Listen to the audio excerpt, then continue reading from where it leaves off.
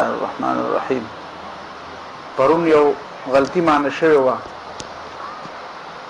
رسول الله صلی الله علیه وسلم چې د نجران د وفد والنا کم تپوسونه کړي نو هغې کې ما دا ویل غوښتل چې نبی علیه الصلاة والسلام ورته وفرمایل چې په الله تعالی باندې خو مرګ نه راځي او عیسی علیه الصلاة والسلام به وفات کیږي. نو دا جمله زما د خولې نه داسې ووته چې عیسی علیه السلام وفات شوی دی، حالانکې وفات شوی نه دی، وفات کیږي به. نو دا د مستقبل په ځای ما د ماضي صيغه استعمال کړې وه، نو هغه تصحیح پکار ده. عیسی علیه السلام وفات شوی نه دی، وفات کیږي به، مرګ به پرې راځي او په الله تعالی باندې مرګ نه راځي. نو پرونی درس چا سره ریکارډي نو بیا دا جمله ورسره باقاعده وساتئ، ځکه چې کې دا غلطي وه.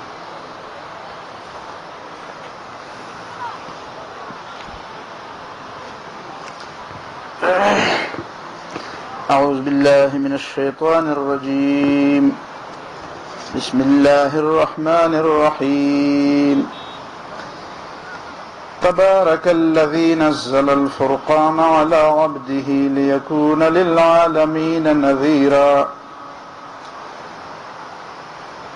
ولو شئنا لبعثنا في كل قرية نذيرا فلا تطع الكافرين وجاهدهم به جهادا كبيرا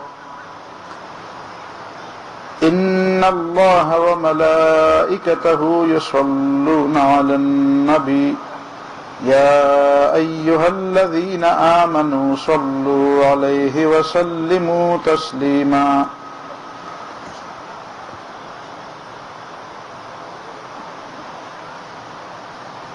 صلی اللہ علیہ وسلم. پرون چې کوم درسو نو د هغې خلاصه دا ده چې توحید د الله تعالی حق دی په بندګانو او شرک د ټولو نه لوی بدترین ظلم او بدترینه ګناه ده. د ټولو نه لوی دروغ، د ټولو نه لویه حق تلفی او د ټولو نه لویه غلطه خبره، بې بنیاده خبره، هغه شرک. الله رب العالمین مقتدر اعلی دی، حاکم اعلی دی، ساورن دی، او د ساورنټي چې کم تعریف په دنیا کې څوک کوي هغه سوا د الله رب العالمین نه په بل چا نه صادقي.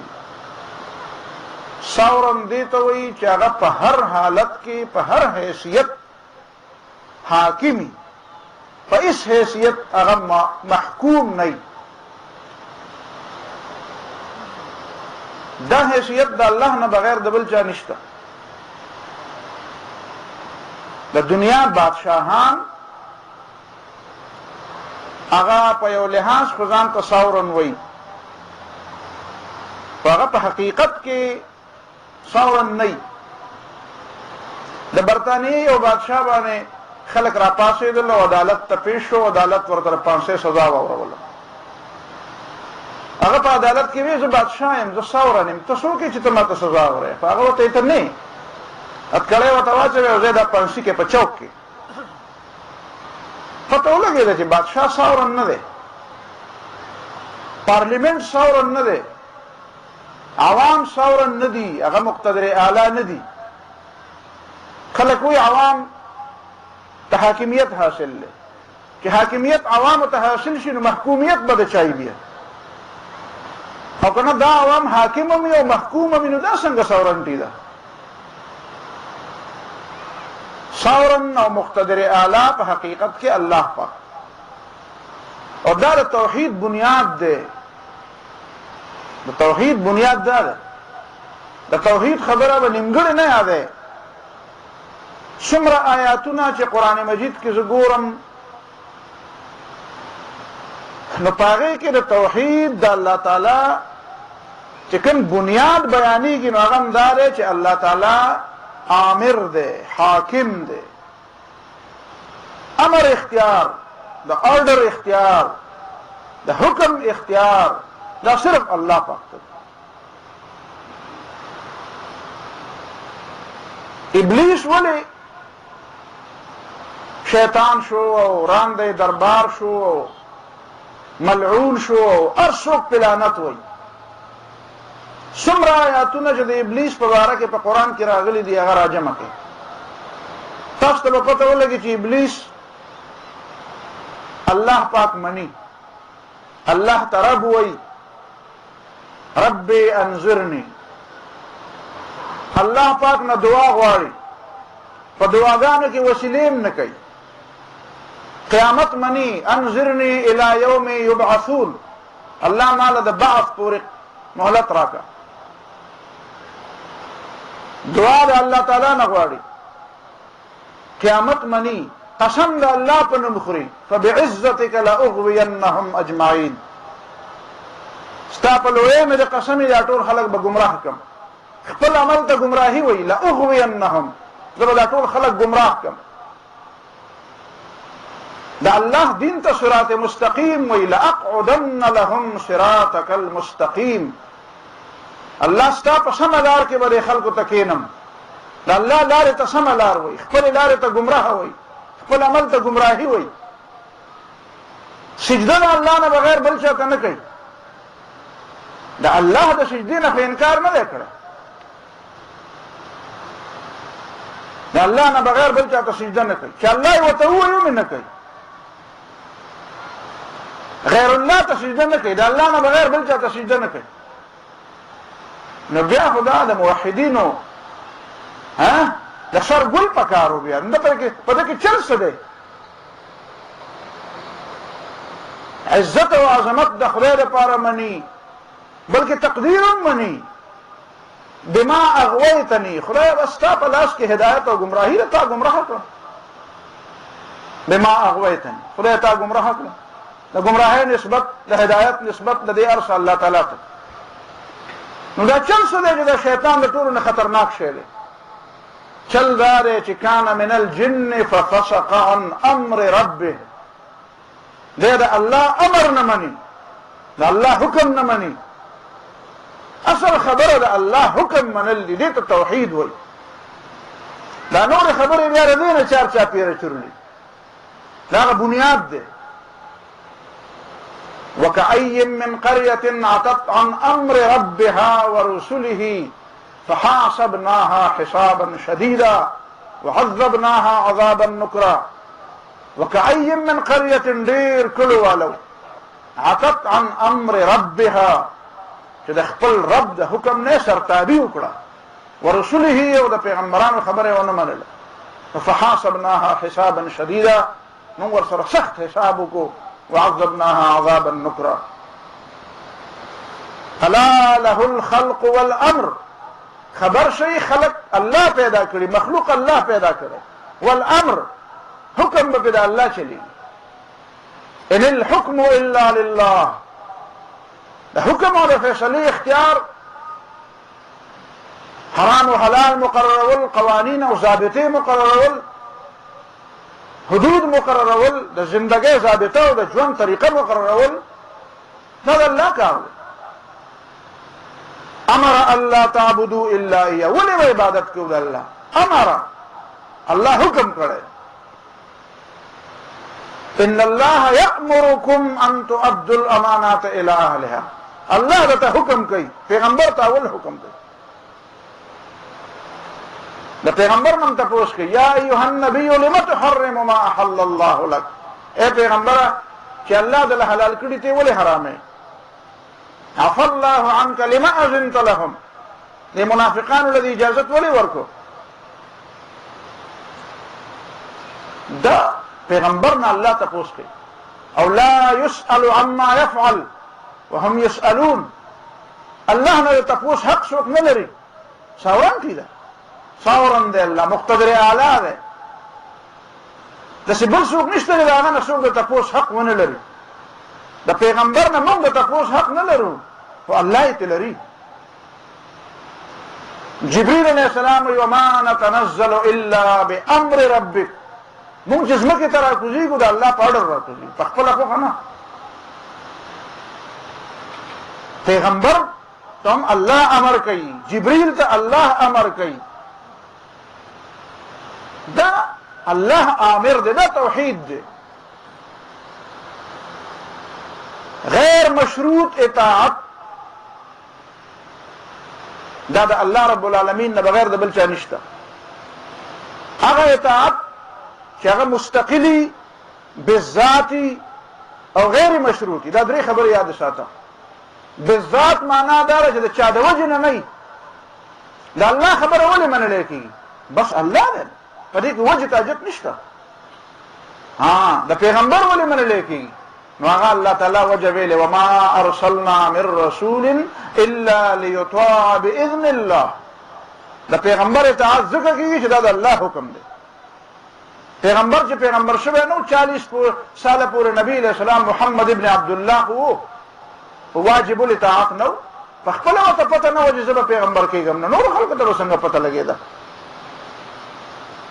انا واجب الاطاعت شو چې الله پیغمبر، لیکن الله همیشه واجب الاطاعت دی. د چا په دې باندې څه داسې وخت نشته په څه ټایم، الله آل ټایم هر وخت واجب الاطاعت مطلق. د الله تعالی اطاعت مطلق دی. څه معنا؟ څه شرط پکې نشته چې که داسې خبره وکړه نو منې به، که داسې ونه نه به منې. د پیغمبر اطاعت هم ګوره مطلق دی، خو د دې باوجود په عقیده کې دا خبره ساتل غواړي. قرآن وایي سورة ممتحنه کې ولا یعصینک فی معروف. دا ښځې چې راشي او بیعت در سره کوي نو بیعت ورسره وکړه، په دې خبره ورسره بیعت وکړه چې ولا یعصینک فی معروف، په معروف کې به ستا نافرماني نه کوي. ولې پیغمبر د غیر معروف حکم هم چېرته کوي؟ نه. نو بیا دا صرف د دې فرق دپاره دا خبره زموږ په ذهن کې کښېنئ چې د الله د اطاعت او د الله د پیغمبر د اطاعت په منځ کې فرق شته. د الله اطاعت آل ټایم دی، هر وخت دی. د پیغمبر اطاعت هله دی چې پیغمبر شي، پیدا و 40 کاله اوسېده په دنیا کې، واجب الاطاعت نه و. د الله اطاعت د هغه د ذات د وجې نه دی. د پیغمبر اطاعت ذکر دی چې الله وایي. د الله اطاعت غیر مشروط دی، د پیغمبر اطاعت مشروط دی. مستقل بالذات غیر مشروط اطاعت د الله رب العالمین. دا توحید زده کول غواړي. او دا دوار کې فرق. بیا د ورپسې د اولو الامر اطاعت، هغه د دینه پسې ورخوا پای کې ډېر شرطونه دي. پیغمبر سره موږ اختلاف نشو کولی، پیغمبر سره اختلاف نه کیږي. الله ته تپوس کولی شي ځکه چې الله پیغمبر کړی. ما ته تپوس نشي کولی ځکه زما ستا په مشوره نه دی پیغمبر شوی. ما ته د خلیفه نه تپوس کولی شو ځکه خلیفه د مسلمانانو په مشوره مقرریږي. د پیغمبر نه بعد خلیفه د مسلمانانو په مشوره مقرریږي. نو د هغه په خلافت په تقرر کې د خلیفه په حیثیت په تقرر کې د مسلمانانو مشوره شامل دی. لہذا مسلمانانو تم حق دی چې د خلیفه نه تپوس وکړي، الله تم حق دی چې تپوس وکړي، پیغمبر تم حق دی چې تپوس وکړي. خو چونکې پیغمبر وفات شوی ځکه خلیفه ته ضرورت دی. نو خلیفه به د الله تابع، د رسول به تابع، او امت ته به جواب دی ځکه چې امت مقرر کړی. خلیفه سره اختلاف کیږي. ابو بکر صدیق رضی الله تعالی عنہ سره خلق اختلاف وکړ، عمر فاروق رضی الله تعالی عنہ سره خلق اختلاف وکړ. خلیفه سره اختلاف کېدی شي، پیغمبر سره اختلاف نشي کېدی. ومن يشاقق الرسول من بعد ما تبين له الهدى ويتبع غير سبيل المؤمنين نوله ما تولى ونصله جهنم. پیغمبر سره څوک اختلاف کوي جهنم ته ځي. دا بنیادی خبره ذهن کې کېنول غواړي. بیا رسول الله صلی الله علیه وسلم او قرآن دیمه خبره کوي. د قرآن مجید مستند مفسر چې هغه ته حق حاصل دی او د هغه تفسیر دلیل دی هغه محمد صلی الله علیه وسلم. الله پاک یوازې پیغمبر د دې لپاره نه دی رالېږلی چې دا کتاب واله او خلکو ته یې ورسوه. څنګه چې ځینې خلک وایي چې دی خو صرف مبلغ دی، صرف رسونکی دی، او د رسولو معنا دا ده چې بدل الله تعالی یو کتاب ورکړو او ته دا د خلکو ته ورسوه. نه، د رسول الله صلی الله علیه وسلم حیثیت یوازې دا نه دی، دا حیثیت هم دی چې مبلغ دی، خو چې قرآن ګوري نو دا حیثیت هم دی چې هغه شارح دی، لتبین للناس ما نزل الیهم. دې دپاره مې کتاب درولېږه ای پیغمبره چې ته به خلکو ته دا قرآن بیان کړې. نو بیان خو زه هم کوم او بیان پیغمبر هم کوم. نو ته څه وایې چې یو شانتي دي دا دواړه بیانونه؟ نه، د پیغمبر بیان اتھنټک دی، مستند دی، هغې کې اختلاف نه کېږي. ټول سیسټم خراب شو.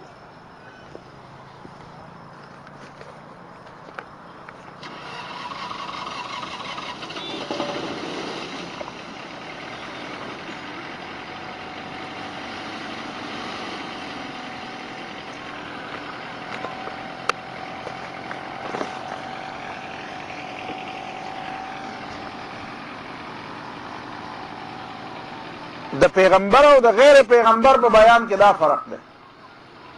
نور خلق چې بیان کوي نو اهل علم ته حق حاصل دی چې دا سره اختلاف وکړي،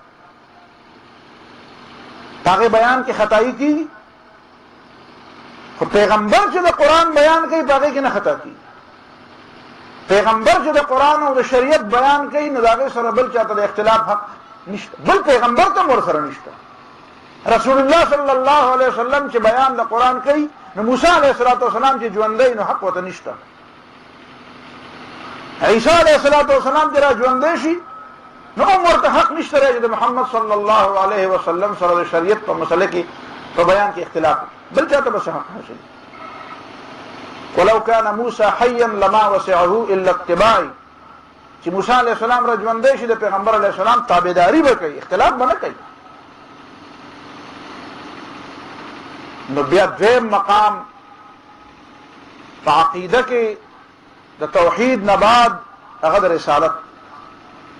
دا نننی بحث دا د رسالت په موضوع باندې. رسول صلی الله علیه وسلم څه حیثیت دی نو د هغې یو څو جلکۍ به نن ته اورې. اولنۍ خبره خدا ده چې کوم په دې اولني آیت کې كم دلتا من نقل كره. تبارك الذي نزل الفرقان على عبده ليكون للعالمين نذيرا. دا ډېر لوی خیر او برکت مالک دی، ډېر اوچت دی، ډېر لوړ شان والا دی، ډېر لوی خیر والا دی. هغه ذات نزل الفرقان على عبده چې درجه په درجه راولېږه دا کتاب چې دا د حق او د باطل په منځ کې فرق کوونکی دی په خپل بنده. ليكون للعالمین نذیرا، دې دپاره چې شي دا قرآن او دې دپاره چې شي دا پیغمبر د ټول جهانونو د خلکو دپاره نذیرا یرونکی. نزل گریجولی دسې درجه په درجه نازل لږ لږ آیات. په دې صورت کې رستو بیا خلک وایي اعتراض کوي لولا انزل هذا القرآن جملة واحده، دا قرآن په یو ځل ولې نه نازل ده؟ نو الله په دې صورت کې سورۃ فرقان کې جواب ورکوي كذلك لنثبت به فؤادك ورتلناه ترتیلا، چې ستا زړه پې مضبوط کو او تا ته په طریقه ولول. فرقان فرق ډیر زیات فرق کوونکی. دا قرآن مجید قرآنم دی او دا فرقانم دی. دا فرقان دی یعنی د دې په وجه باندې انسانان دوه ډلې کېږي. بل کتاب داسې نشته چې د هغې په وجه انسانان دوه ډلې شي. بل کتاب داسې نشته. د امام بخاري د دې کتاب په وجه هم په کار نه ده چې انسانان دوه ډلې شي. دا د دې مقام دا نه دی چې د دې په وجه انسانانو کې ډلې پیدا شي. د بل عالم داسې کتاب دا حق نه لري چې د هغې په وجه باندې انسانان دوه ډلې شي. قرآن د دې خبرې حق لري چې د دې په وجه انسانان دوه ډلې شي. څنګه دوه ډلې؟ څوک یې مني نو هغه یو ډله ده، او څوک یې نه مني دا بله ډله. بس دا دوه ډلې دي. څوک قرآن مني دا یو ډله ده، څوک قرآن نه مني دا بله ډله ده. قرآن منونکي دا حق دی، قرآن نه منونکي دا باطل. دې نه علاوه بل کتاب داسې نشته چې هغې په وجه باندې خلک دوه ډلې شي. بل کتاب ته دا مقام نه دی حاصل. په شخصیاتو کې هم د انبیاو چې محمد صلی الله علیه وسلم ته نور انبیاو ته هم په خپله موقع حق حاصلو، او د قیامته پورې بیا محمد صلی الله علیه وسلم ته دا حق حاصل دی چې د هغه په وجه باندې د انسانان دوه ډلې شي. څوک یې مني نو دا یو ډله ده، څوک یې نه مني دا بله ډله ده. د حدیث کې راغلی دي ومحمد فرق بین الناس، محمد صلی الله علیه وسلم د خلق منځ کې فرق دی. بل شخصیت داسې نشته چې د هغې په وجه باندې د هغې منونکي مسلمانان شي او د هغه نه منونکي کافران شي. دا د محمد صلی الله علیه وسلم مقام. نو نزل الفرقان على عبده په خپل بنده نازل کړ. ګوره چې الله تعالی د رسول الله صلی الله علیه وسلم د یو ډېر عظمت خبره کوي که نه، نو آتا بنده وي.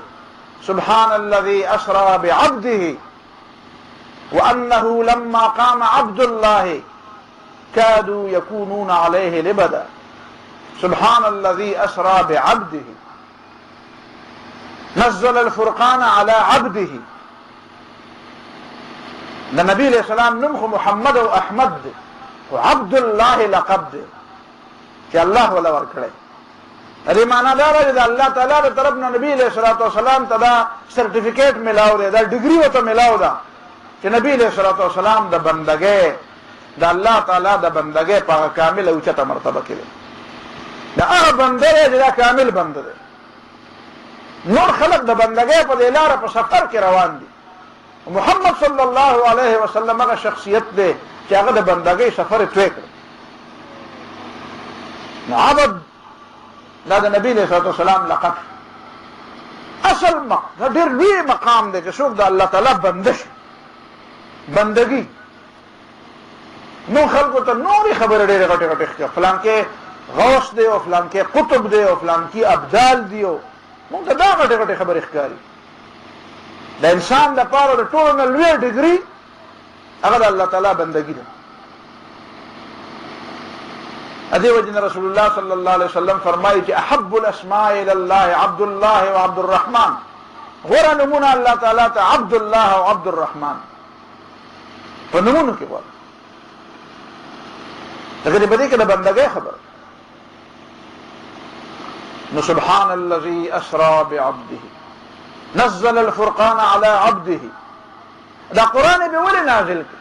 ليكون للعالمين نذيرا. چې دا قرآن د ټول کائن جهانونو دپاره د ټول مخلوق دپاره نذیر شي او يرونکی شي، او دا محمد صلی الله علیه وسلم هم د ټول مخلوق دپاره يرونکی شي. لا يكون کې دواړه دی. محمد صلی الله علیه وسلم هم د قیامت پورې نذیر دی، او قرآن هم د قیامت پورې نذیر دی. او چې قرآن نذیر دی نو قرآن بغیر د محمد صلی الله علیه وسلم د سنت او د حدیث نه په دې څوک نه پوهېږي، نه په دې عمل کېدی شي. او د محمد صلی الله علیه وسلم په سنت باندې بغیر د قرآن نه عمل نشي کېدی. دا دواړه چې یو ځای کې نو دا بیا للعالمین نذیرا. دا ټول جهان ته چیلنج دی. خلق خو لوی سړی یا لوی کتاب هغه مني او هغه بولي چې چیلنج فیس کی، چې د چیلنج جواب ورکي. بلکې نن سبا خو زه وایم هوښیاران خلک هغه ځان ته ګڼي چې هغه په دې ځان پوهېږي چې ما ته څه چیلنجونه را مخامخ دي، چې دومره وګورم چې ما ته کم چیلنجونه را مخامخ. خو قرآن تا د دې نه ډېر مخکې بوځي. وی نه، للعالمین نذیرا. ټول دنیا د انسانانو لپاره د قیامت د ورځې پورې د ټولو جهانونو لپاره د ټولو انسانانو لپاره د ټولو دورونو لپاره قرآن او پیغمبر چیلنج دی. تعالی الله تعالی ډېر شی درکړی و او ته اوس لګیا یې معذرت خواهانه لهجې دې شروع کړي دي او ګوټ ته زور کې معذرتونه کوي خلکو ته. نه، ته خلک چیلنج کا او دې معنا دا ده چې د دې چیلنج جواب د چا سره نشته. دا قرآن تا ته وایي چې تا کې څه غلطي یا خو بیا ټیک ده، ته پې نه پوهه، په قرآن نه پوهه، د پیغمبر په خبره نه پوهه، د دې دواړو د قرآن او د پیغمبر په دې ربط نه پوهه، د دې دواړو د ربط په نتیجه کې خلک د چیلنج کولو په طریقه نه پوهه. نو په دې خو ته ځان پوه کړه. خو دا مه وایه چې اسلام ته چیلنجونه دي. مسلمانانو ته به څه چیلنجونه وي، په دې وجه به ورته وي چې مسلمان د اسلام نه دی خبر. اسلام او قرآن خو د دنیا لپاره چیلنج دی. دې نقطه باندې ځان پوهې کړه چې ډېر وخت وی نو ما به ډېر تفصیل کړی. لیکون للعالمین نذیرا، په دې عالمینو کې ډېر چې دا ځان ته څه وایي دا نظامونه، د تمامو نظامونه غیر اسلامي نظامونه چې څومره دي، اسلام د ټولو نظامونو لپاره چیلنج دی. غیر اسلامي نظریات چې څومره دي، اسلام د ټولو نظریاتو لپاره چیلنج دی. دې دیو به کنه جواب اوسه پورې جواب ونه کړ. ګیلی کلر د ټورنټو د یونیورسيټي یو پروفیسر د میتھس او د منطق، هغه سینه وډبوله وی زه قرآن چیلنج کوم. وی دا څنګه وایي چې زما مقابله وکړي؟ وی زه مقابله کوم. مطالعه شروع کړه آخرکار چې راووتو د خلکو دا خیال چې دی به اوس قرآن ته څه چیلنج ورکوي. چې را پاسېدو د هغه د خبرې خلاصه دا ده چې هغه ووایي چې ما خو دا خیال و چې قرآن د کوم سړي کتاب دی، نو ما ځکه وایي چې زه به یې چیلنج کوم. نو دی نه خو ما ته پته ولګېده د مطالعې په نتیجه کې چې قرآن د الله تعالی کتاب دی، نو زه به د الله کتاب څنګه چیلنج کوم؟ دی نه ما ته دا پته ولګېده چې محمد صلی الله علیه وسلم نبی دی او پیغمبر دی، نو زه به پیغمبر څنګه چیلنج کوم؟ او بیا هغه دلایل ویلي دي چې قرآن ولې د الله کتاب دی. وای داسې مصنف خو ما ته په دنیا کې نه دی معلوم چې هغه د ټولې دنیا خلک چیلنج کړي، ورته وایي چې زما د کتاب په شانې کتاب پیش کړه، او بیا ورته لا دا وایي چې نه شي. او قرآن دا وایي وإن كنتم في ريب مما نزلنا على عبدنا فأتوا. پته ولګېده چې دا د انسان به داسې څنګه وایي؟ د انسان به دماغ خراب وي چې داسې خبره کوي. ولې دی په دې نه پوهېږي چې دته د مستقبل علم نشته، دی په دې نه پوهېږي چې دته د ماضي علم نیمګړی دی، دی په دې نه پوهېږي چې د ټول دنیا علوم د سره جمع نه دي. انسان دا خبره نشي کولی، دا خبره رد کولی شي. نو قرآن د الله کتاب دی. او بیا نور دلایل ویلي دي.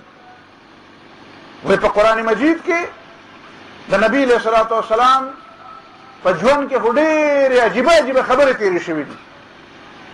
لکه نبی علیه الصلاة والسلام باندې په عام الحزن کې څومره تکلیف تېر شو په مکه معظمه کې. په طائف کې د طائف په سفر کې نبی علیه الصلاة والسلام ته څومره تکلیف ورسېده. نو که دا قرآن د محمد صلی الله علیه وسلم کتاب وی، نو د طائف د سفر د هغې غمونو تذکره به پکې خامخا وه. د عام الحزن د هغې غمونو د مکې معظمې چې د انسان کوم جذبات او احساسات دي، د هغې تذکره به پکې خامخا وه چې ډېر عظیم انسان یې که نه. او لکه رسول الله صلی الله علیه وسلم چې په طائف کې په کاڼو ویشتی شو او بیا په باغ کې پناه واغسته، او کومه دعا نبی علیه الصلاة والسلام کړې ده چې الله تعالی رب السماوات والارض او رب المستضعفین د کمزورم ربی الى من تکلنی، خدای ته ما چاته سپارې، الى جبار الى عدو، داسې دشمنانو ته مې سپارې چې هغه زما سره زیاتې وکړي. او بیا رسول الله صلی الله علیه وسلم فرمایي چې الله تعالی که ته زمانه خفه نه او ته زمانه ناراضه نه نو خیر دې زه دا تکلیفونه برداشت کوم، خو ولکن مغفرتک اوسع لی، خدای که ما ته اساني راکړي نو دا زما لپاره به ډېره زیاته ښه او بیا الله تعالی د ستا په عظیم ذات باندې تا ته وسیله کوم، ستا هغه لوی صفتونه او ستا هغه لوی ذات تا ته وسیله کوم چې الله تعالی ما چا دشمن ته ما حواله کوه. نو دا قسم جذبات د انسان کوي، خدا په قرآن کې نشته.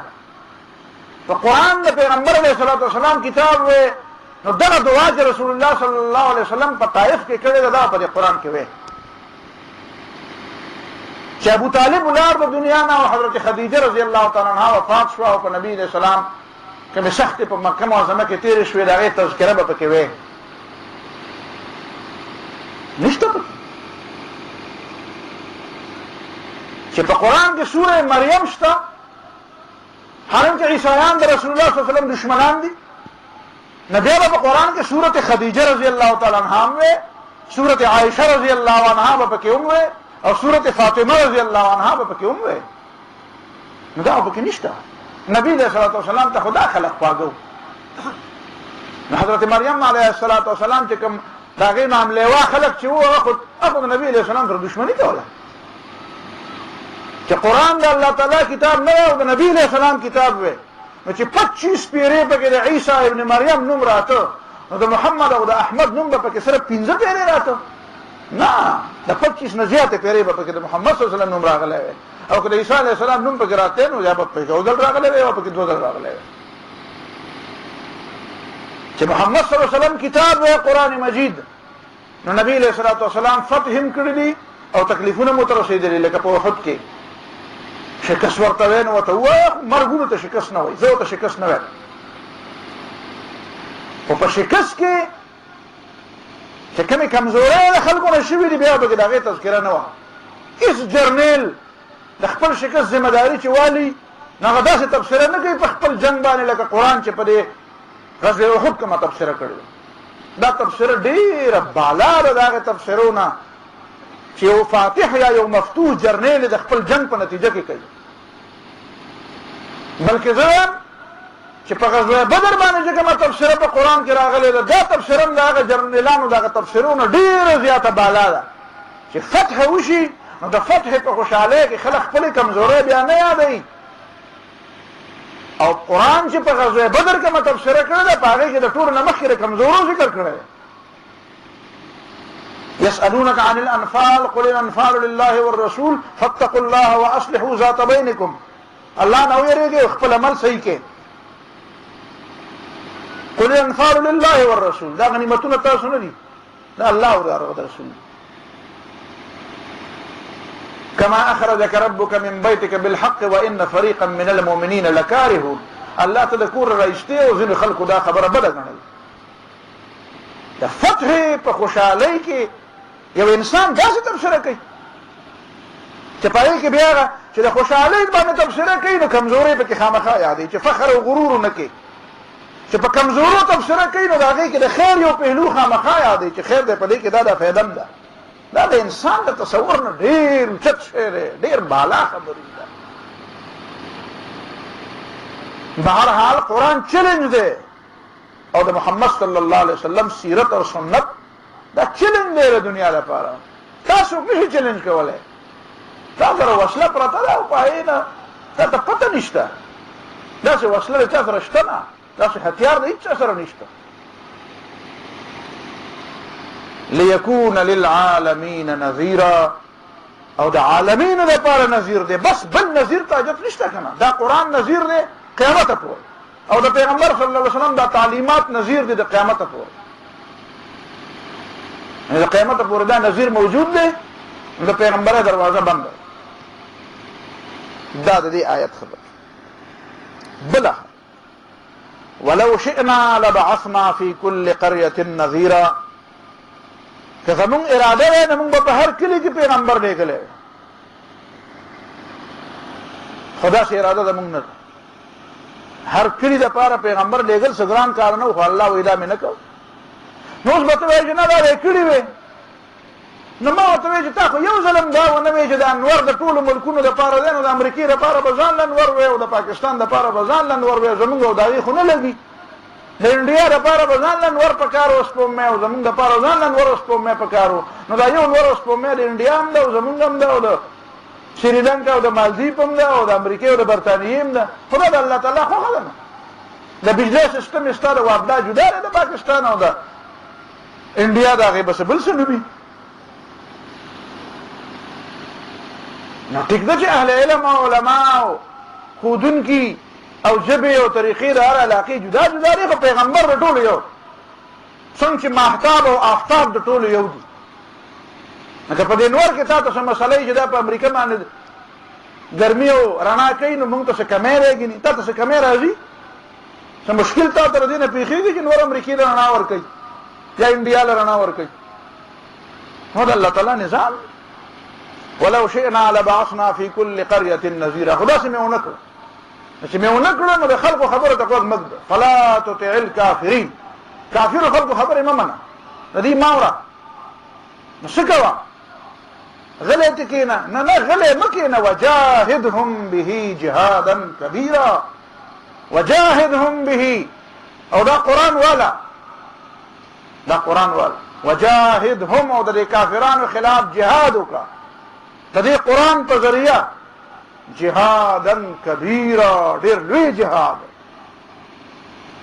لوی جهاد. قرآن بیانول لوی جهاد دی. د قرآن په ذریعه باندې د خلکو ذهنونه، د خلکو عقیدې، د خلکو فکر جوړول او د هغې نه غلطې خبرې ویستل او د هغې په صحیح طریقه تعمیر کول، دا جهاد کبیر دی، جهاد کبیر. وجاهدهم به جهادا كبيرا. څنګه جهاد کبیر؟ جهاد کبیر یو معنا دا ده چې تا کې څومره اهلیت دی او څونه د پکې زور دی، نو هغه زور د اخره حده پورې استعمال کړه د دې قرآن د خدمت دپاره، او په دا قرآن د خلکو په مخ کې د بیانولو دپاره او د دنیا د نظام د چیلنج کولو دپاره. ګوره دا پکې یاد ساته، للعالمین نذیرا. دنیا چیلنج کې نو دا په ګپ نه کېږي چې خوبونه هم کوي او بیا به دنیا هم چیلنج کوي. نه، قرآن به بیانوي نو بیا به خپل صلاحیت او خپل قابلیت د آخره حده پورې استعمالوي. دا جهاد کبیر. دویمه خبره، تا سره چې څومره دستیاب وسایل دي، هغه تمام وسایل هغه بروی کار راوړئ. ملګری به متحرک کې وسایل به را پیدا کې، د ګوتو، د قلم، د دماغ، د فکر، د ژبې، چې څومره دې وس کېږي دا تمام ذرایع به استعمال کړي. دا جهاد کبیر دی. دا د قرآن لپاره استعمال کا او دنیا چیلنج کا. درېمه ترجمه د جهاد کبیر بیا دا ده چې همه پهلو، همگیر او عالمگیر جهاد وکړه. واعظ نصیحت یوازې نه، یوازې د عقیدې خبرې مه کوه. خلکو ته دا مه ښایه چې حرام او حلال څه دي. خلکو ته دا مه ښایه چې معیشت څه ته وایي، معاشرت څه ته وایي، د خاندان نظام به څنګه وي، اخلاقیات څه ته وایي، آداب زندگی څه ته وایي. نو دا جهاد کبیر دی چې یو پهلو مه راټینګوه، صرف مستحبات راټینګ کې، صرف مونځ راټینګ کې، صرف روژه راټینګه کې. نه نه، وجاهدهم به جهادا کبیرا. همه جهتی جهاد وکړه، همه وقتی جهاد وکړه، همگیر جهاد وکړه، عالمگیر جهاد وکړه، چې د ژوند یو شعبه د جهاد نه پاتې نشي. په هر میدان کې مقابله و. دشمن په هر میدان کې مقابله کوي که نه؟ ته څه میدانونه پرېږدې؟ نه نه، څه میدانونه پرېږدې نه. حالانکې موږ مسلمانانو ډېر میدانونه پرېښي، الله دې موږ ته معافي وکړي. ډېر میدانونه دي، مسلمانان په پروان نه ساتي، میدانونه پرېښي. لکه د مثال په طور زه به د ورکوټۍ غوندې مثال ویم، ته به وایې چې ما مثلا د ادبیاتو میدان مسلمانانو پرېښی. ادبیات، ته به وایې په ادبیاتو کې اسلام فنون لطیفو کې اسلام څه مطلب نه ما ورته وی چې ګوره دا ادبیات چې خلک خوري په دنیا کې اوس به زه په دې مجلس کې یو عام ماشوم نه تپوس وکړم ما په خپله په وړوکوالي دا لطیفې اورېدې نو په دې لطیفو کې خلک څه وایي یو لطیفه به مونږ اورېده وایي درې قمقل په لاره روانو نه مونږ پرې پښتو کې داسې پرې دماغو کې ورنه نیستي وایي درې قمقل په لاره روانو په سیند په غاړه د سمندر په غاړه نو هغه یو پکې وایي چې هغه کو پرې سمندر اور ولګي نو دا میان به څه کوي نو ډرک ډرک خلکو به وخاندل نو هغه دویم به ورته وایي چې بس څه به کوي خو دې ونو ته به خېږي نو درېیم ورته وایي چې ولې داسې میخې دي چې ونو ته به خېږي نو هغه وروستنو دوه قمقلانو په وجه د اولني سړي ته هم قمقل وي چې چا دا وایي چې په دریاب به اور ولګي او په قرآن کې خدا الله تعالی وایي چې وإذا البحار سجرت چې کله به دا سمندر ګرم شي دا سمندرونه به ګرم شي په دې به اور ولګي دا اوبه خو د هایدروجن او د اکسیجن د یو خاص امتزاج نه جوړ دي او هایدروجن او اکسیجن دا به الله تعالی جدا کړي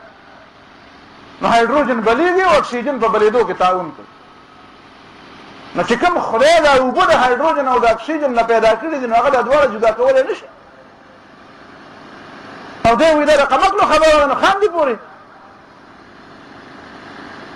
دا د خلکو لطیفې یو لطیفه ورته بله نوم پرې پښتو کې هم خلک وایي وایي دا پلانکې سړی نه دی هسې وایي د خدای دپاره د پلانکي سره ورانه د خدای دپاره هسې د خدای دپاره یې پلانکې بدي شي د خدای دپاره بدي شي څه مطلب یعنې بې وجه مطلب دا دی چې کوم کار خلک د خدای دپاره کوي داسې بې وجه دی حالانکې د ټولو نه لوی کار خو هغه دی چې د الله دپاره کېږي خو مسلمان کاکا دا وایي خلکو ته خپل بچي ته هم وایي بل ته هم وایي اړه دا پروا نه ساتي مسلمان کاکا دې نه خبر نه دی دا زه کومه خبره کوم ویانه د پلانکې هسې بل سړی د خدای دپاره بدي شي په اردو کې هم وایي خدا واسطه ډېر خدای دپاره یې ورسره دشمني ده د خدای دپاره دشمني معنا چې بې وجې دشمني مطلب دا دی چې کوم کار سړی د خدای دپاره کوي نو دا بې وجې هغه کار د وجې مطابق هغه کار درست دی چې سړی د پیسو دپاره کوي نو دا بیا ټیک دی که د خاندان دپاره کوي نو دا بیا ټیک دی خو چې د خدای دپاره کوي نو دا هسې فضول کار دی نو په دې میدان کې تا څومره شکست وخوړه ته خبرې ده ځانه نه مې نه تاسې یو دوه مثالونه وویل بیا پسې ګوره دا لطیفې بیا دې نه پس ورته غور کوه چې لطیفه اورې نو پکې غور کوه چې دا څه وایي الفاظو کې خبره به بیا ډېره زیاته اوږده شي کنی په الفاظو کې مې راته ما ښودلې وې په اردو کې وایي عام طور قل هو الله پڑھتی ہیں خېټه مې قلقل کوي نو وایي عام طور قل هو الله قل هو الله قل هو الله احد دی نو کلمې مې قل هو الله دا قلقل چې کوي دا قل هو الله احد وایي نه د کفر کلمه نه ده چوری ته حلال خور وایي حلال خور مطلب دا دی چې حرام خور دی ته وایي چې هغه معزز سړی او حلال خور خو دغه ته وایي چې هغه حلاله ته خو حرام یې خوره تا سره ته معزز یې تا سره حرام یې خوند کوي حلال خور هغه دی چې هغه چوړي دی چې هغه نالی پاکوي دا ستا د اردو ادب دی نه مسلمان کاکا پکه وجاهدهم به جهادا کبیرا نبی علیہ الصلوۃ والسلام د خلکو د الفاظ تسلیم کوله نبی علیہ السلام خلکو ته مفلس څه ته وایي مفلس هلکه په عربی کې په لغت کې معنا دا چې پیسې ورسره نه افلسا خلص پیسې ته وایي باب افعال سلب الماخذ دی چې پیسې ورسره نه نبی اسلام په مفلس چاته مفلس دی ته وایي درهم او دینار ورسره نبی اسلام نه دا نه دی دا چې نه ورسره نشي سبب ورسره وشي مفلس دی ته وایي قیامت پر ورځ ډېر نیکي کړي او خلکو ته کنزل کړي خلک والی د خلکو وینې توی کړي د خلکو بې عزتي کړي او خلک ټول نیکي یو شي او بیا مطالبه پاتې نو دا هغه ګناونه راځي او د په سر بار کیږي او راغله دنیا ته د دنیا نه چې ډېر نیکي راوړي او لا جهنم ته دا مفلس دی نبی علیہ الصلوۃ والسلام د الفاظ اصلاح کړی دا وجاهدهم به جهادا کبیرا مې ته اشاره وکړې نور دا ډېر اوږده موضوع همجهتي د سیاست میدان دی او تفریخه د معیشت میدان دی او تفریخه د سکول او کالج او یونیورسيټي او د تعلیم نظام دی او تفریخه د منډیا نظام دی او تفریخه او جمعات ته ناراضي او هغه جمعات ته ناراضي ته جمعات نه بار ته نه وځي او هغه جمعات ته ناراضي کمپرومایزم کړی دا جهاد کبیر دی وجاهدهم به جهادا کبیرا قرآن په ذریعہ باندې به یو ډېر لوی جهاد برپا کې، همه جهتي جهاد به برپا کې. بیا د هغې نه بعد د رسول الله صلی الله علیه وسلم دومره لوی مقام دی، نو پکار دا چې د نبی علیہ السلام سره مینه وکړي. څومره مینه به ورسره کې، نو دې ته ګوره چې الله ورسره څومره مینه کوي. ان الله وملائکته یصلون علی النبی، الله او داغه ملائک په پیغمبر درود را لېږي. د الله د درود را لېږلو معنا ده الله په رحمتونه را لېږي، الله یې مرتبه اوچتوي، الله ولا علم ورکوي، الله یې مدد کوي، الله یې ذکر اوچتوي، الله یې د ګناهونو نه پاک ساتي، بچ کوي د ګناهونو نه، د نیکو توفیق ول ورکوي، دعوت عام کوي، ملګری ول را پیدا کوي، په ملګرو کې ول اهلیت او صلاحیت ورکوي، د خلکو په ژوند کې محبت پیدا کوي، او د الله ملائک ورته دعا کوي، محبت هم ورسره ساتي او دعا هم ورته کوي. نو یا ایها الذین آمنوا مؤمنانو تاسو خو ته خامخا دعا وکړئ، تاسو خو خامخا په پیغمبر درود وایئ، تاسو خو ځکه درود وایئ چې تاسو خو د پیغمبر په وجه باندې د ډېرې لویې ګمراهۍ نه بچ شوئ. ملائک خو مخکې نه څه ګمراه نه وو چې د پیغمبر په وجه د ګمراهۍ نه بچ، خو بیا هم د الله د سلطنت کارندگان دي، او نبی علیہ الصلوۃ والسلام په دې دنیا کې د الله د بادشاہي او د الله د حاکمیت دپاره او د الله د عبادت دپاره لګیا دی. نو ملائک ورته دعا کوي، نو ته خو ورته خامخا دعا وکړه، ځکه چې ته خو د پیغمبر په وجه باندې د ډېرې لویې ګمراهۍ نه بچ شوې، د ډېرې لویې ګندګۍ نه بچ شوې، د ډېر لوی جهالت نه بچ شوې، نو په تا خو ډېر زیات احسان دی. او بیا خاص کر په هغه وخت کې چې نور خلق د پیغمبر علیه الصلوۃ والسلام کردار کشي کوي، لکه چې کوم وخت کې دا آیاتونه نازلېده، نو منافقان او بېدین خلکو ځکه کردار کشي کوله چې هغوی پوهېدل چې دا اسلام خو غالب کېږي، رښتیا خو غالب کېږي، نو د هغوی خو ایمان په دروغو او په باطلو، هغوی خو ځان خپله کشتۍ ډوبېدونکې لیده، نو هغوی خو په زړه کې پولې پې دلېدې په زړه باندې، نو هغوی ذکر مخالفت کوو. نو یوازې دا نه چې هغوی مخالفت کوي نو به ته صرف درود وایه، نه، دا درود خو د مینې نښه ده، درود وایه خو جهاد کبیر خو یې درته ووایې که نه، داسې به نه کوې چې هغه به د پیغمبر مخالفت کوي او ته به صرف درود وایې، نه نه، مقابله به کوې، مخالفت به ته هم کوې، خدای باوجود چې هغه پروپیګنډه کوي ته به د پیغمبر د مینې خبره کوې، ته به د پیغمبر تعریف کوې، صفت به یې کوې. صلو علیه وسلموا تسلیما. ولی څومره عظیم انسان، دا صلات خو ډېره لویه خبره ده، دا درود په چا باندې ویل چې الله او ملائکې پې وایي، مسلمانانو تاسو هم پې وایې، دا پیغمبر دومره عظیم انسان دی، نو او دومره عظیم انسان دی که نه چې انسانیت یې د جهالت نه ویسته، په ټول انسانیت یې دومره لوی مهرباني وکړه، رحمت للعالمین. خو څومره لوی دی، نو یو لویوالی نقطه دلته بله ده، هغه دا ده چې الله تعالی مونږ ته وایي صلو علیه، او مونږ څه وایو؟ مونږ وایي اللهم صل علی محمد وعلی آل محمد. نو کله کله خلک سوال کوي، وایي تاسو د مسلمانانو مجیبه خلک یې، الله پاک تاسو ته وایي صلو علیه، پر پیغمبر درود ولېږئ، او تاسو الله تعالی وایي یا الله پاک ته به پیغمبر درود راولېږه، نو الله تعالی تا ته وایي ته پې راولېږه، او ته الله تعالی ته وایي خدای ته پې راولېږه، نو دا به پې څوک رالیږي؟ وایي دا تاسو عجیبه خلک نه یې؟ وایي مونږ عجیبه خلک نه یو، خو ستا د دماغو پرمه کږه ده، ته پوهېږې نه، ته صرف په داسې غټو غټو خبرو پوهېږې، د ډوډۍ په خبرو، ساګ ماګ ښه پېژنې، ګیا ښه پېژنې، ته دا ډېره ښه پېژنې، ته داسې په دې خبرو نه پوهېږې. الله مونږ ته وی په دې محمد صلی الله علیه وسلم درود راولېږه. صحابه کرام رالل، د خدای پیغمبره سلام خو مونږ پېژنو چې د سلام معنا دا ده چې تا دپاره به دعا د سلامتیا کوو، د سلام معنا دا ده چې تا سره به روغه کوو، ستا خبره به منو، ستا مخالفت به نه کوو. په دې خو پوهېږو، په دې نه پوهېږو چې صلات څنګه ووایو. نو رسول الله صلی الله علیه وسلم ډېر عظیم انسان دی، دومره عظیم انسان دی چې دا ورته نه وایي چې چې یا مسلمانانو تاسو ما څه پیژنئ دا چې په دې انسانانو کې څه داسې مصنوعي غوندې غټي که نه نو خلکو ته وایي چې تاسو ما پیژنئ چې زه څوک یم تاسو ما څه پیژنئ حالانکې کله کله سړی رښتیا باندې هم ګیله وکړي هغه حافظ الپورۍ ګیله کړې ده وایي باز په جاله کې چا نه دی پیژندلی او قدر نشته د حافظ په الپورۍ کې کله کله سړی ګیله وکړي د خلکو نه وایي تاسو ما څه پیژنئ خدا خو راځي پکې خو محمد صلی الله علیه وسلم دا خلکو ته ونه وایي چې زه دومره لوی یم چې زما لویوالی د الله نه بغیر بل څوک نه پیژني نو ته به زما د شان مطابق په ما څه درود راولېږې خو د الله نه وغواړه چې الله تعالی په ما راولېږي داسې ورته ونه وایي خو داسې ورته ووایي چې بس داسې وایې چې اللهم صل علی محمد وعلى آل محمد ما دومره ورته وایي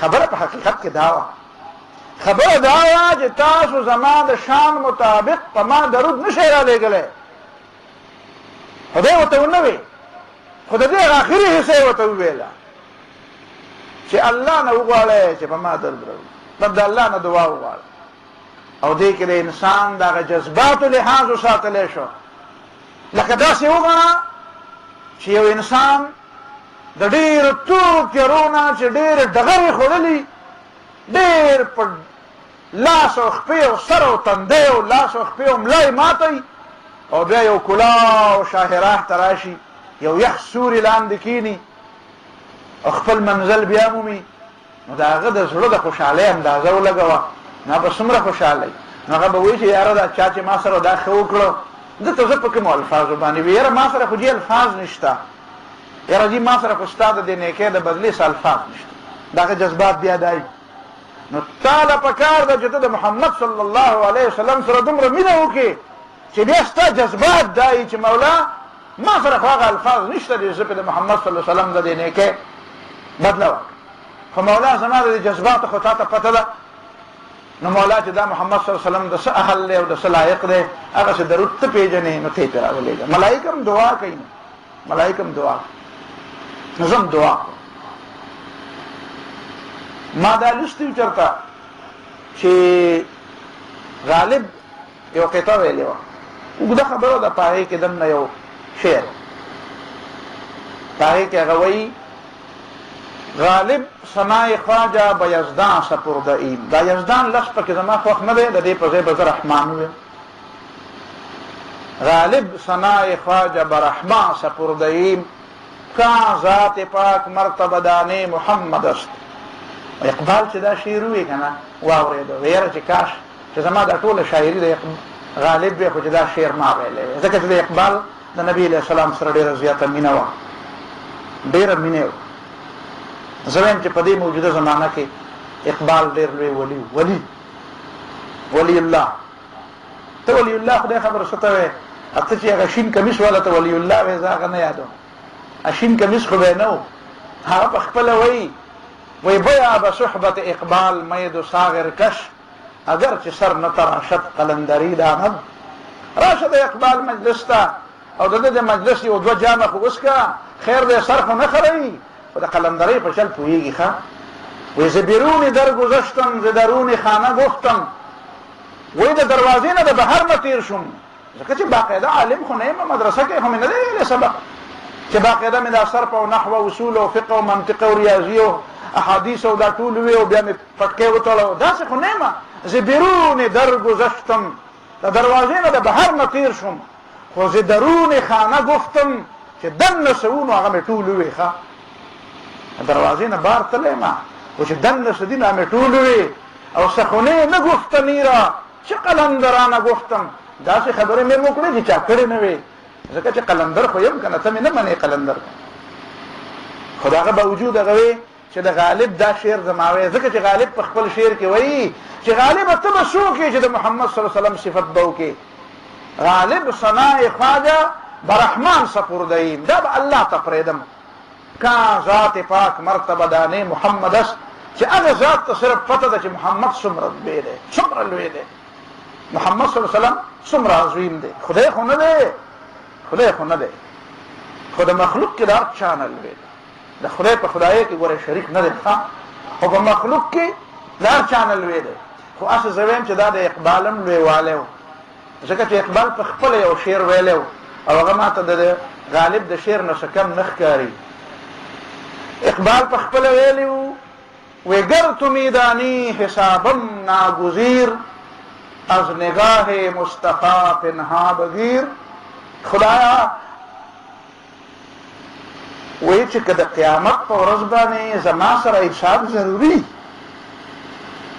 حساب خو به کې ناول خو وایم چې خدای به حساب مې معاف کړه، خو که زما سره حساب کول ستا په علم او په حکمت کې خامخا پکاري چې ما سره حساب کې، نو بیا داسې وکړه چې از نگاه مصطفی پنها بگیر. نو ډیر سره د پیغمبر علیه السلام نه په پټ ځای کې وکړه چې نبی علیه السلام ته پته ونه لګي چې ما سره حساب کې، نو ما ته به دا وایې که نه چې دا دې کړي، ما ته به دا وایې چې دا او کړي خو مې دي، نو چې ما ته دا دې کړي او دا دې کړي او پیغمبر علیه السلام یې ویني، نو نبی علیه السلام به شرمنده شي چې خدایه زما امتي دی او ګوره دا یې کړي، زما نام لیوا دی او دا یې کړي. نو خدای اسنه چې زما د ګناهونو په وجه د نبی علیه السلام سترګې ښکته شي، نو د نبی علیه السلام سترګې ښکته کول نه غواړم، نو چې ما سره حساب کې. نو د نبی علیه السلام د سترګو نه لږ ونې پناه وساته. دا شعر خو د هغې نه څه کم دا د محبت بنیاد دی. دا محبت پکار دی، د دې محبت په بنیاد چې بیا کوم درود ویلی شي اللهم صل د داسې زړه نه وځي. نو نبی علیه الصلاة والسلام تاسو ته پته ده که فرمایي چې چا په ما درود وي نو الله تعالی به پې لس ځله درود وایي، چا چې په ما لس ځله درود وي الله تعالی به پې سل ځله درود راولېږي، چا چې په ما سل ځله درود وي الله تعالی به پې زر پیرې درود راولېږي، او چا چې په ما زر پیرې درود وي نو لا يعذبه الله بالنار، بیا به الله تعالی د دوزخ په عذاب نه په عذابوي. دا خو محاله ده. نو ان الله وملائکته یصلون علی النبی، او پر صلات کې یو بل ټکی دی، تاسو ته پته ده چې اللهم صل علی محمد وعلى آل محمد. آل چاته؟ نو آل دا لفظ په قرآن مجید کې څوارلس پیرې خو د فرعون په باره کې راغلی دی، آل فرعون. دې مطلب دا دی چې اتباع نه مراد، اتباع یوازې اولاد ته نه دی مراد، عترت او اهل خو بچو ته وایي، لیکن آل چاته وایي؟ نو آل اتباع ته وایي. نو ګورئ چې په پیغمبر درود وی او علی آل محمدین وی، نو په خپله پکې ځان هم راغی، خو داسې په دې واسطه پکې راغی. په خبره تاسو پوه شوئ؟ اندازه لګوئ الله تعالی په خپل پیغمبر درود خو واپس کوي نه که نه؟ نو ته چې په څومره مقدار کې او په څومره ریشو باندې ستا د آلیت دا ریشو څومره ده، ستا د اتباع دا تناسب څومره دی د پیغمبر سره، په هغه تناسب خو پکې ته مې زه چې ویم چې الله د پیغمبر په آل باندې درود راولېږي، نو آل معنا ده اتباع. نو چې څوک یې څومره تابع دی نو هغومره حصه ده ته میلاو ده، که څوک یې 100% تابع دی نو په آل کې 100% شامل دی، او که څوک یې 90% تابع دی نو 90% پکې شامل دی. وعلى هذا القياس نو د پیغمبر باندې درود کې هم نبی علیه الصلاة والسلام د ډېر وسعت نه کار اخیستی دی. نو په ایمان یې ووایه داسې لیډر په دنیا کې میلاویږي، دومره عظیم سړی په دنیا کې تا ته میلاویږي چې دومره عظیم وي او بیا وایي زه عظیم نه یم، او چې دومره عظیم وي نو د خپل ځان خبره کوي نو ته هم پکې ورسره شریک کړي. دومره عظیم خو دا تصور کې په خیال کې خو کېدی شي، په دومره عظیم لیډر د محمد صلی الله علیه وسلم نه علاوه په دنیا کې په خیال کې خو کېدی شي، خو عملا نشي کېدی، ځکه محمد صلی الله علیه وسلم محسن انسانیت، ځکه رهبر اعظم دی، ځکه جگت ګرو دی او لیډر اف دی ورلد دی. نور لیډران خو د نبی علیه السلام نه ډېر وروسته دي، نور لیډران دي د نبی علیه السلام نه لیډري زده کړي. دې ته وایي ښه دي. بیا ورپسې دویمه خبره کوي، ته خو درود وایې خو څه خلک داسې دي چې هغه پیغمبر ته تکلیف ورکوي. ان الذین یؤذون الله ورسوله، څه خلک داسې هم شته چې الله او رسول ته تکلیف ورکوي. د تکلیف ورکولو مطلب څه دی؟ او تکلیف ورکولو مطلب دا دی چې د پیغمبر سره دشمنی کوي، د پیغمبر مقام نه برداشت کوي، لوی نه برداشت کوي، د هغه د عزت په نه پیرزو کېږي. او په دې کې د بخاري روایت دی، دا په اشاراتو کې خبره کوم دی کې دنه د فقه ډېره اهمه مسله ده. یوزونا اذا، د اذا دا لفظ نبی علیہ السلام بخاری کې 3 ځله دا حدیث راغلی دی چې نبی علیہ السلام فرمایي من لکعب ابن الاشرف، څوک دی چې د کعب ابن اشرف نه اخلاص کی، فانه قد آذى الله ورسوله، ځکه کعب ابن اشرف الله او رسول له تکلیف ورکړی، او کعب ابن اشرف بس کول نو د نبی علیہ السلام په شان کې به ګستاخی کول. نو محمد ابن مسلمه رضی الله تعالی عنہ پاسید و اے د خدای پیغمبر اتحب ان اقتله، دا د خو خدای چې مړی کوم. نبی علیہ السلام یا دا سویم کن ناغه پسې ورغه او ورته وی چې کجوري می پکار تاودار د خپلمو رشتہ دار رضای ورمو، او بیا ورته چل ولکو هغه ته وی چې کجوري بدل درکم، خو خزي برا سره جانا کېږي. هغه خزي څوک د چا سره جانا دي، وی زامن برا سره جانا کې وی بیا به زامن ته خلک پیغور کوي چې په یو څو منه کجورو کې جانا وي، نو ویسو وی وسله برا سره جانا کېده. وی زه بیا خبر راوړم، به سبا ما خام براشه به ځان سره مرګري راوستو او داسې چې راغې نو هغه دغه غاړه ورکړه وته ډېر مزیدار تر دې لګول دي. زما خزه خدا شي خسته است کورونه جوړي چې داسې په عربو کې هیڅ خزه نشي جوړولای. وی زه ته داسې دا اقتدار راکې نه چې به لګونی بوی کم، وی ولې نه وی ورواله چې ورواله نه بس را زوري په مرګور ته وی راځي. او نبی علیہ السلام نے خوشخبری وی ځکه چې اذ الله ورسوله، دا الله او رسول ته تکلیف ورکړي. پاتې شو دا خبره دا کاروایی څنګه وای، دا کاروایی د محمد صلی الله علیه وسلم په اجازه و. البته دې کې بیا فقهي باقي تفصيلات نو هغه دې وخت زنه بیانوم، خو دومره خبره یاد ساتئ چې د خلیفہ نبی علیہ السلام په وخت کې حکمران هم دی، نو حکمران پر ویلي دي چې دا څه وکړه. ټیک نبی علیہ السلام ویلي دي چې ورشه سره راوړه. دا سلام بن ابي الحقيق مبارک ویلي دي چې ورشه لا شیل تسره راوړه. عبد الله بن عتیق رضی الله تعالی عنہ مرضی الله علیه غنم سرکټ. نو د پیغمبر په وینا، د اسلامي خلیفہ په وینا دا قسم کاروایان کله کله کې دي شي، کله کله داسم کې دي شي. نور تفصيلات خو بیا نور. نلعنهم ان الذين يؤذون الله ورسوله، یقینا هغه کسان چې تکلیف ورکوي الله او پیغمبر ته. ګوره چې پیغمبر ته تکلیف ورکوي نو الله ته تکلیف ورکوي. لعنهم الله فی الدنیا والآخرة، الله په لعنت کړي په دنیا او په آخرت کې، او د دې لپاره تیار کړی عذاب مهین نسپکونکې. فلا وربک لا یؤمنون، داسې نه ده دا خلک چې څنګه وایي ستا په رب دې قسم دا خلک ایماندار نه دي. کم خلک؟ هندوان؟ نه هندوان خو خود نه دي، خدا مسلمانان ایماندار نه دي. مسلمانان نه دي ایماندار وای نه کنه دا پور نه دي. حتی یحکموک فیما شجر بینهم، تر دې چې تا فیصله کوونکې وګڼي په هغه اختلافاتو کې چې د دې په منځ کې دي. د پیغمبر مقام دی، پیغمبر باندې به فیصله کوي. ښه چې په پیغمبر فیصله نه کوي نو ایمان پکې نشته. او ثم لا یجدوا فی انفسهم حرجا مما قضیت، بیا دې نه مومي په خپل زړونو کې تنګي د هغه فیصلې نه چې ته وکړې. ویسلموا تسلیما، او د زړه نه ومني. اللهم صل وسلم وسلم تسلیما ویل خو آسان دي، هو یسلم تسلیما دلته ده.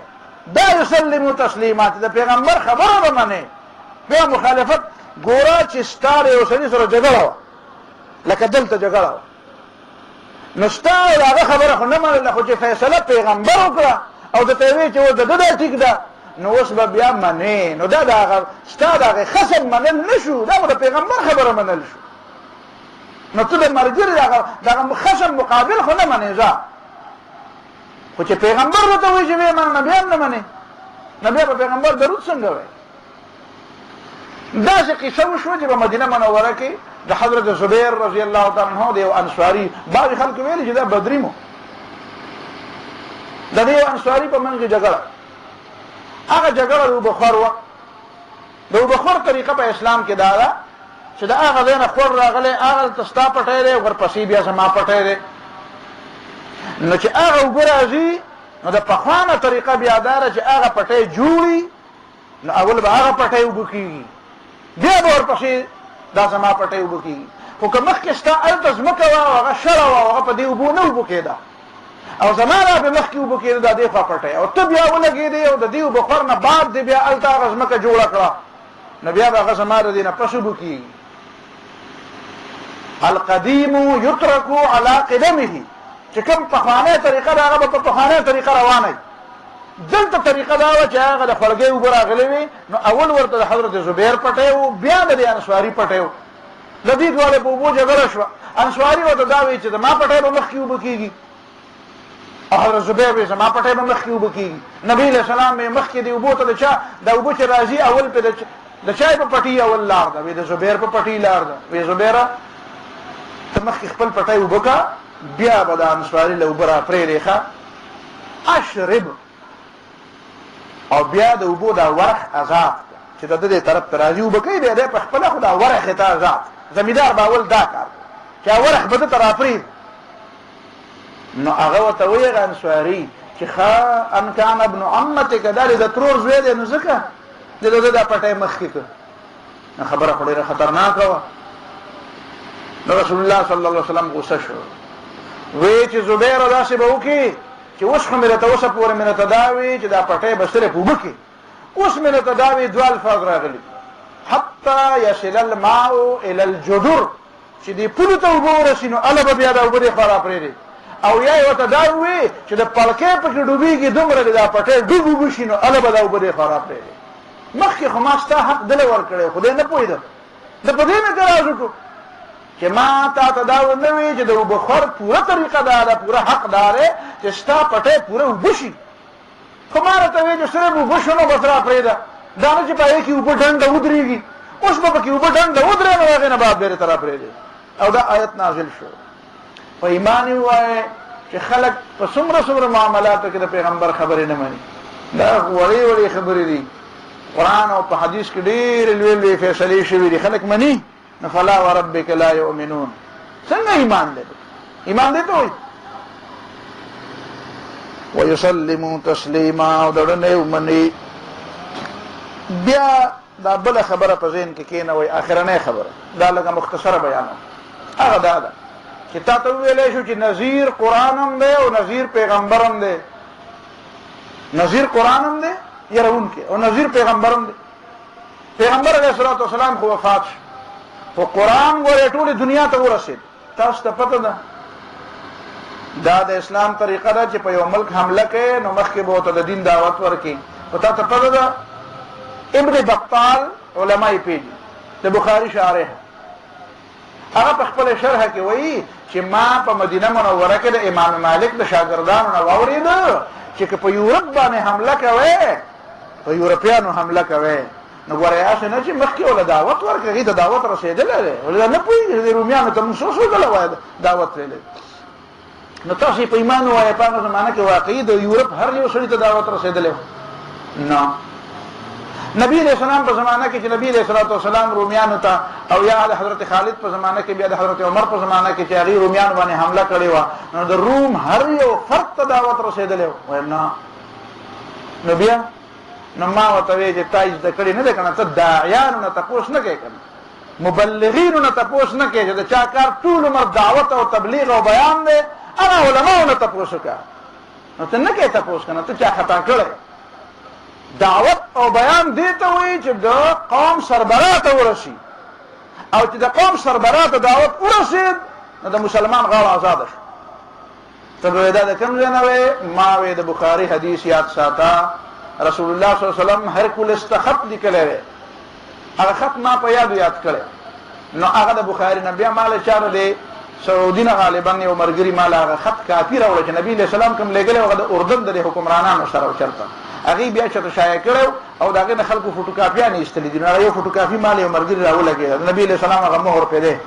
نو هغې سره چې ما ټیلې کې صرف د یو لس فرق پکې او هغه روایتونه واقعي علماو جدا جدا نقل کړي. هغه دا چې نبي علیه الصلاة والسلام هرقل ته لیکي من محمد عبد الله ورسوله الى هرقل عظیم الروم، دا د محمد صلی الله علیه وسلم خط دی چې د الله بنده او د الله پیغمبر دی، هغه هرکولس ته هرقل ته چې د روم لوی سړی دی. سلام علی من اتبع الهدى، سلام دې پاغه چای چې په سم لار روان. اما بعد، د دینه پس خبر ادا کوم چې فإني ادعوک بدعایة الاسلام، زتا ته اسلام دعوت درکو.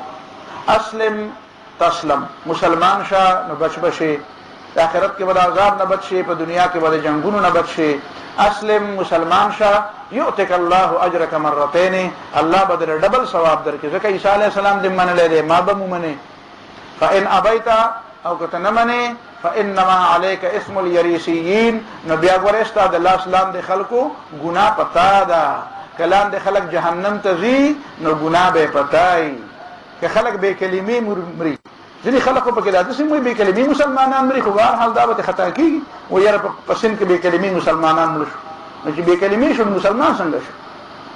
خو بهر حال که بې کلمې څوک مري نو ګناه به بچای. فإنما عليك، فما به ګناه نه وي، پتا به ګناه وي چې تا ته ما دعوت در رسو، ته اعلان د خلکو ته ولې نه رسې؟ یا کوشه سربراهي پرېږده چې زه ورته ورسوم، او یا دا کار وکړه، او یا ګناه ته ټینګ شه. اسې زه ستاسو نه دا تپوس کوم، دا یو خبره ده، ستاسو اسایمنټ هم شو، جواب به ماله سبا راکوئ. هغه دا چې نبي علیه الصلاة والسلام دا صحابي لیږه شام ته، او دله خط ورکړی چې د اسلام دا دعوت هرکولس ته ورسوه. نو شام او د مدینې په منځ کې چې دا صرف سرحد حساب کو نو 1500 کیلومتر خو لار ده د مدینې منورې نه، چې صرف اوس هم دا سرحد حساب اخوا خو پرېږده. نو چې 1500 کیلومتر یو صحابي روان و، نو دی خو به په هوا نه وتلی که نه، دی خو به په لارې ته، ده به په لارې دمه کوله که نه به یې کوله؟ او جي ده به شپه کوله، ده به چا سره ملاوېدم که نه، په لاره به څوک نه خلم ورتله که نه. یاره دله به چا شپه م ورکړي، یاره ده باندې به چا ډوډۍ م خوړلي، یاره په ده باندې به چا اوبه م څښلي، یاره ده به د چېرته دمم کړي. نو دی چې د څومره خلکو سره ملاوېدو، هغه خلکو ته د اسلام دعوت ورکړو که ولې نه کړو؟ تاسو ما ته وګورئ که نه چپ ته تېر شوی و. ده چې د یو سړي سره مثلا شپه وکړه اسایمنټ ته، دا پکې یاد ده نن روان شوی و، بېګا ماسوتن د یو سړي سره کور ته ورسېدو، هغه سره یې شپه وکړه او هغه ته د اسلام دعوت ورکړه که ولې نه کړه؟ یا لار کې ورسره میلاو شو، ګنټه نیمه ورسره کېناست او دعوت یې ورکړو که ولې نه کړه؟ که ته یې دعوت یې ورکړه، ما نبي علیه السلام خو ته دا نه ویلي ده، خو خلاف ورزي وکړه. نبي علیه السلام خو ته ویلي چې به هرکولس له ځې، هلته هم چې خلکو ورته وایي دا خط راکړه، وایي نه هېڅ چا له خط نه ورکوم، برای راست به هلته ورځم، بادشاه له به خط ورکوم، بل چا یې نه ورکوم، ما ته د پیغمبر حکم دی. نو په لارې چا ته دعوت ورنه کړه. نو چې ده سره نن یو سړی میلاو شو او دله یې اوبه م ورکړې او چې خو په هغه وخت کې نه وه، خو ډوډۍ م ورکړه، او سبا له چې دې ته لاړ نو هغه بېګاله مړ شو، نو د ده ګناه به د چا په سر؟ یاره تاسو راته ووایئ، د دې صحابي په سر به وي دا کافر د دنیا نه لاړ؟ دا ستاسو ذمه داري شو، دا به راته وایئ چې د ده دا ګناه د چا په سر؟ نو ده نه دی کړی په لاره دعوت ورکړی، ده دعوت څه دی رسولی دی هغه هرکولس ته؟ د دعوت طریقه د پیغمبر دا ده چې چا ته به دعوت رسوي؟ حکمران ته به رسوي. دا بله خبره ده چې دا نه نه چې خلکو ته به نه رسوي، خو زه دا وایم چې دا هغه ایډیل طریقه ده، هغه لویه طریقه دا ده، هغه سنت طریقه چې هغه وکړي نو په هغې به صحیح اثر مرتب شي. او چې دا خوا وشا ورته ولې هسې چې په دشمن ګزار کوې که نه، نو چې په دې لاسې ګزار وکړي نو څنګه به وي، او چې په دې خېټه ګزار وکړي نو څنګه به وي، او چې په دې ملا یې ګزار وکړي نو څنګه به وي، او چې په دې کپړې یې ګزار وکړي نو څنګه به وي. نو قرآن کې الله تعالی ملائکو ته وایي چې فضربوا فوق الاعناق، د سټ نه د پاسه د پاسه یې وهئ، او وضربوا منهم كل بنان، دا بندونه وله وهئ چې یا د ګزاره وځي او یا بلکل آخرت ته وربوک شي. داسې چل ول مه کوه. نو خیر دی که ته په خېټه وویم خو به شي، دا خو ټیک ده، خو لکه ګزار خو په سر پکار، چې په تا په سر ګزار کوي نو ته ولې په خېټه ګزار کوي؟ نو دا مطلب شو. نو څه خبره مې درته کوله چې قرآن نظیر دی. قرآن څه دی؟ هر چا له نظیر ورغلی دی. زمونږ یو ملګری دی بهرحال، نو هغه دې رانه خفه کېږي نه، خو آخري خبره کومه. نو هغه په یو ځای کې تقریر کو، نو په تقریر کې دا ووی چې ای خلکو دا آیاتونه دي، وی چې د قیامت په ورځ باندې که الله تعالی د خلکو نه تپوس وکړي چې الم یاتکم نذیر، تاسو له یارونکی نه راغلی، او هغه وایي چې نه خدای نه راغلی نو تاسو به څه وایئ خدای پاک نو بیا ما ځان لکېنه ما ورته وایي چې داسې تفسیرونه مه کوه ځکه چې په دې کې خو الله تعالی دا وایي چې زه به ورته ووایم چې الم یاتکم نذیر تاسو له يرونکي نو راغلی او هغې به راته دا ووایي چې بلا ولې نو راغلی قد جاءنا نذیر نو داسې خلکو ته مه وایه چې هغه د قیامت په ورځ ووایي چې نو راغلی ځکه قرآن خو دا وایي چې هغه وایي چې راغلی و نو ته د قرآن تفسیر کوې که یا الټه کوې خبره دا ده چې دا نذیر اوس څوک دی نو دا نذیر نه ما یادې او نه تا یادې مونږ په صحیح معنو کې دعوت پیش کړو نو ټیک خبره ده چې یارول پکار دي خو اصل نذیر قرآن دی او قرآن دنیا ته راغلی دی قرآن دنیا ته بس چې راغلی دی نو او د چا بانه ختمه ده بانه ختمه ده دا بانه څوک نشي کولی که کولی نو په قیامت کې به یې کړي وي داسې به یې ویلی که نه چې خدای ماله خو نه دی راغلی لیکن الله تعالی وایي ویا به وایي چې څه بلا ولې نه قد جاءنا نذیر نو پته ولګېده چې نذیر قرآن دی نذیر محمد صلی الله علیه وسلم دی دا لیکون للعالمین نذیرا دا دواړه والا او دنیا چیلنج کا او محمد صلی الله علیه وسلم سیرت خپل کا دا مطلب شو کلما القی فیها فوج ارزل چې ورواچولی شي په دې دوزخ کې یوه ډله د کافرانو اعاذنا الله من ذلک سألهم خزنتها نو دارو غگان د جیل ذمہ داران به تپوسو کی چې الم یاتکم نذیر ولی تاسو د څوک نذیر نو راغلی نه تاسو له قرآن نو راغلی ته په کوم ګوټ کې اوسېدې چې د یاجوج ماجوج وي چې ته په غرونو کې په غارونو کې دننه اوسېدې کوم ځای اوسېدې ابو ورته وایي چې حیران چې د قرآن راغلی او دا بیا هم دوزخ ته راغی نو قالو دی به ورته وایي بلا ولې نه قد جاءنا نذیر مونږ ته قرآن راغلی و فکذبنا نو مونږ ورته دروغجن نسبت کو وقلنا مونږ وایي ما نزل الله من شیء الله یې سم نه دي رالیږلي آیاتونو ته مونږ وایي دا د الله د طرف نه دي او چې چا راته وي چې د الله د طرف نه دي نو هغې ته مونږ وایي ان انتم الا فی ضلال کبیر نه یې تاسو مګر په لویه ګمراهۍ کې په هغې هم د ګمراه فتوې ولګولې کله کله سړی خپل نوم بل ته وایي خپل نوم بلته فرعون موسی علیہ السلام ته وی وانت من الكافرین وی ته کافری ته پته ده فرعون موسی علیہ السلام ته وی وانت من الكافرین وی ته کافری وی ته کافر مرګ نو کله کله سره خپل نوم بلته وی په دې خپه کېږم چې کله سره ته گمراه وي ناغه نزان خطا شوی ځان طویل پکار وغه ته وقالوا لو كنا نسمع ونعقل دي بوای کاش چې مون خبر اورېدلې وي یا په ځان پوي کړې وي نو ما كنا في اصحاب السعير موږ پر دوزخ والو کې نه وي فاعترفوا بذنبهم نو اعتراف د خپل ګناهو کو فسحقا لاصحاب السعير نو تبعید د جهنم والو د پاره الله دې موږ بچ کی واخر دعوانا الحمد لله ربنا آتنا في الدنيا حسنه وفي الاخره حسنه وقنا عذاب النار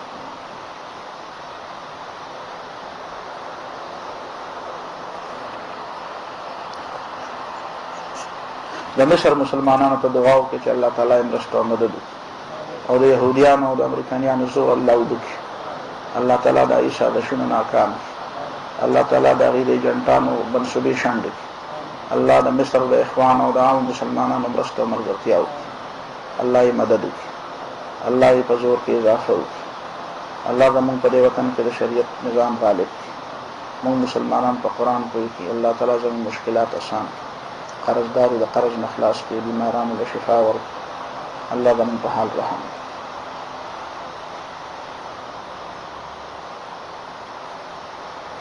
صلی الله تعالی علی خیر ان شاء الله آینده به د 12 بجو نه مخکې درس ختمیږي خو نن د پرونی درس